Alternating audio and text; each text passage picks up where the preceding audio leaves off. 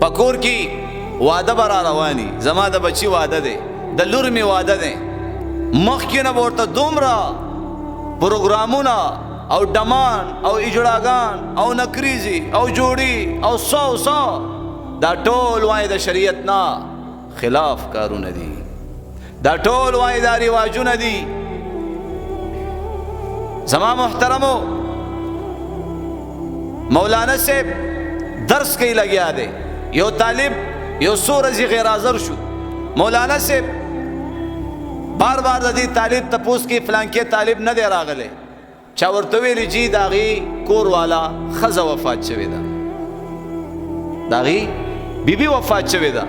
بهر حال زندگی تیر شوا چې کلم دغه طالب علم مدرسې ته راغی نو زما محترمو مولانا صاحب دعا ورته وکړه او بیا ترنه تپوس کوي چې بیبي خو دې مړه شوله بله ښځه دې کړې ده که نه خو زه غریب مسکین سړی ماله څوک لور خور راکوي او نه مې دومره وشته چې بل واده ځان له وکړم د دې مولانا صاحب یو لور وه او زما محترمو دې لور پسې د دې وخت بادشاه د خپل زوی دپارې رشته رالیږلې وه لیکن هغې له نه ورکړي غټو غټو سردارانو له دا لور نه ورکړي او زما محترمو دې طالب ته وایي چې خوښه دې نه ده چې زه خپله لور تا ته په نکاح کې درکړم او ته وایي حضرت دا خو د بادشاهانو بچو دپاره دا رشته چې کوم دی غوښتلی شوې ده هغې له دې نه ده ورکړې ما فقیر طالب سره څه دي ما له بیا څنګه ته راکړي وایي هغې له مې نه ورکړې تا له در کوم تی کې واورېږي طالب ورته وایي یا بسم الله چې تی راکې بس ما قبوله کړې ده زه دا رشته قبلوم زما محترمو مولانا صاحب په مقه ځای کې د خپلې لور نکاح د دې طالب سره وکړه واورې ها دا شریعت دی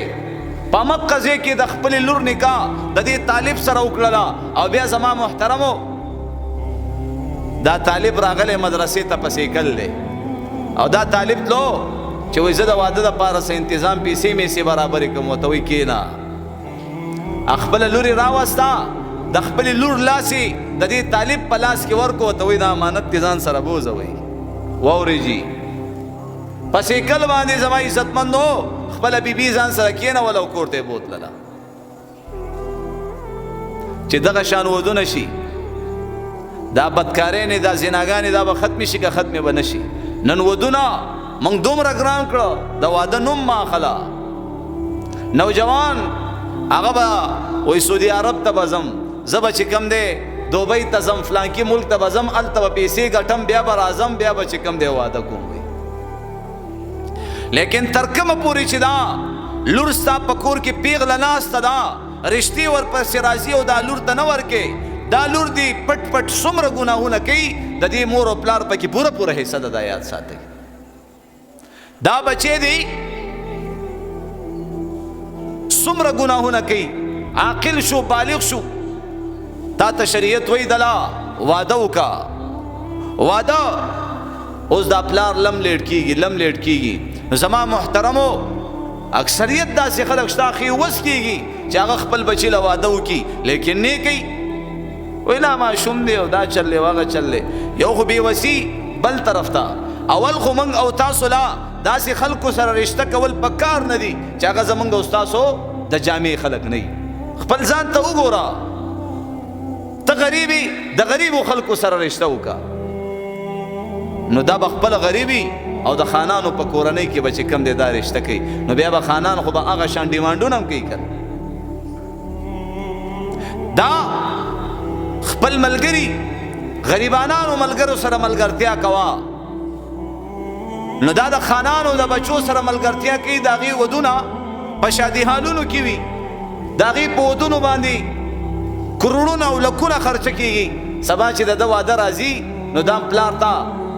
خرخ په شوی وي چې په پلانکي شادي حال کې به مال هم واده کې که د پلار وسې کېږي او که نه کېږي داسې ده که نه ده وایي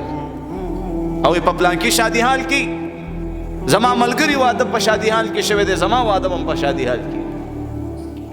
دا شادي حالونه کم طرف نه راله دا ټولې مقابلې دي عزتونه دي رواجونه دي